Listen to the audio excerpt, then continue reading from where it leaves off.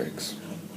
Oh, hello horror fans, and welcome to my assessment of Halloween, The Curse of Michael Myers. This movie is set 6 years after the events of Halloween 5. Jamie Lloyd has gone missing, and it answers a question nobody really asked. What controls Michael Myers? And also, we have a new family living in Michael's former home, who are the Strodes, who are, of course, related to Laurie Strode. The family, and to say the Strodes in this family are dysfunctional is an understatement. They have an abusive father, a pretty disturbed child, and a mother who's doing the best she can. And living across the street from them is Tommy Doyle, the character from the original Halloween, played by Paul Rudd, or as he's credited here, Paul Stephen Rudd. I mean, how pretentious is that, using your first, middle and last name?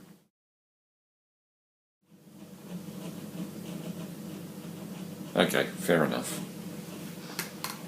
So storyline-wise, Jamie Lloyd has been missing for 6 years, and where is she?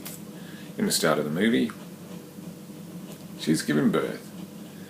They don't actually say who the father is. I know in the producer's cut it's implied that Michael's the father, which is all kind of, well, ill, considering that's her uncle. I kind of understand why they cut that out of the theatrical version. Yes, so Jamie Lloyd escapes from what looks like to be some kind of underground lair, which is controlled by a cult. Yep, we're into cult territory in a Halloween movie now. Yep. After she escapes, she calls up the Barry Sims radio show, which every single important character is listening to at the time. And Barry Sims is kind of a Howard Stern type DJ, you know, one of those shock jocks. Yeah, I mean, everybody's listening to him. Tommy Doyle, and of course Dr. Loomis. I didn't really know Dr. Loomis would be a fan of that type of radio show, but at least they only have one radio station in Haddonfield. Okay, fair warning, you've probably already seen this if you're watching this, but spoiler alert. They kill Jamie Lloyd off pretty quickly in this film, and it's also unfortunate Danielle Harris decided not to return.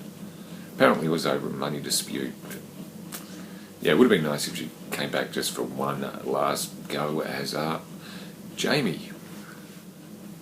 So then the focus is shifted to Tommy, who teams up with Dr. Loomis to find out what's going on with Michael. And it does answer the question of who the man in black is. And it's a guy from Dharma and Greg. Okay, to be serious, it's Dr. Wynn. And who's Dr. Wynn, you may ask? And most hardcore fans know Dr. Wynn was a character who'd once seen in the original Halloween. So they brought him back, and now he's the head of a ruined cult. For some reason. And I never liked the excuse that Michael Myers is being controlled by a cult. It's a bit silly. I always liked the original explanation in the first Halloween. He was just purely and simply evil, not controlled by some lame-ass cult here. And there is so many problems with this movie. A lot of it's been edited down to very basics, making the whole story kind of incomprehensible. And the flash cuts are just kind of annoying. As for the murder scenes, I think there's only really one standout, and that's John Strode when he gets electrocuted and his head blows up. That's actually pretty cool, and that's the only memorable murder scene in this whole movie, in my opinion. Extinguisher.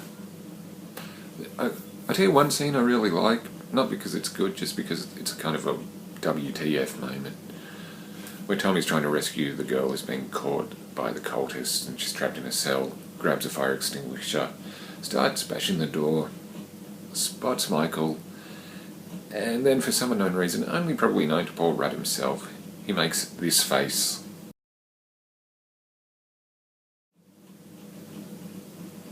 And I just think that's awesome, because either he knew he was in a piece of crap, or he thought they were going to cut that bit out, but hey, Michael Myers is trying to kill me, so I just put on a big grin. Yeah, that's one thing I actually like about that movie. Yeah, let's be honest, this movie is not good.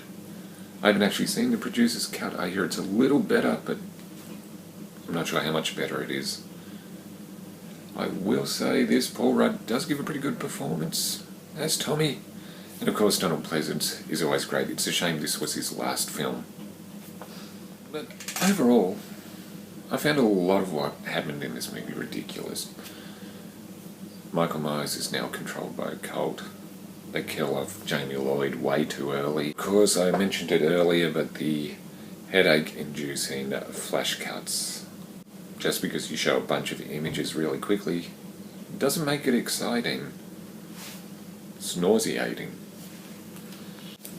So in my opinion, this is probably one of the most disappointing Halloween movies, and that's saying something after Halloween 5, which was also a little disappointing.